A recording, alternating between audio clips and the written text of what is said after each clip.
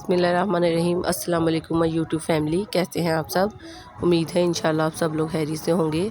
आज मैं आपके साथ मज़ेदार से बंद गोभी के पकोड़ों की रेसिपी शेयर करूंगी जो कि बहुत क्रिस्पी बनते हैं।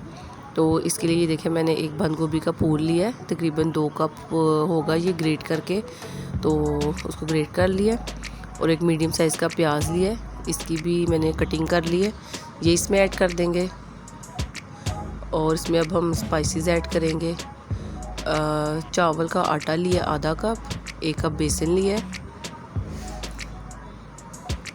और साबुत खुश्क धनिया 1 चम्मच, 1 चाय का चम्मच नमक, आधी चाय का चम्मच अजवाइन, आधी चाय का चम्मच हल्दी, 1 चाय का चम्मच कुटी लाल मिर्च और 1 चाय का चम्मच पिसी हुई लाल मिर्च।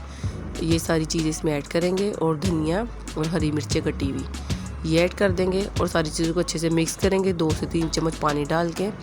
तो ये देखिए अच्छे से मिक्स हो गया। ऑयल को रख दिया था गर्म होने के लिए और देखिए ऑयल हमारा गर्म हो गया और मीडियम फ्लेम पे हम इनको फ्राई करेंगे।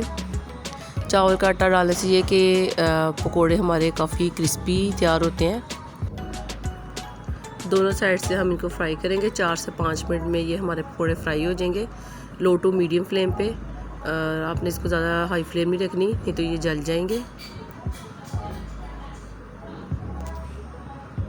अगर आपको वीडियो अच्छी लगे काइंडली मेरे चैनल को सब्सक्राइब करें, वीडियो को लाइक करें, शेयर करें और कमेंट भी ज़रूर कीजिएगा। आपका सब्सक्राइब करना मेरे लिए ऑनर की बात है कि आप मेरी वीडियो को लाइक कर रहे हैं। और ये देखिए दोनों साइड से पकोड़े हमारे हो गए तैयार। अब इनको हम डिश आउट कर लेते हैं। देखिए मज़ेदार से क्रिस्पी से ये हमारे पकोड़े तैयार हो गए हैं। और आप इनको केचप के साथ भी खा सकते हैं, पुदीने की चटनी के साथ भी।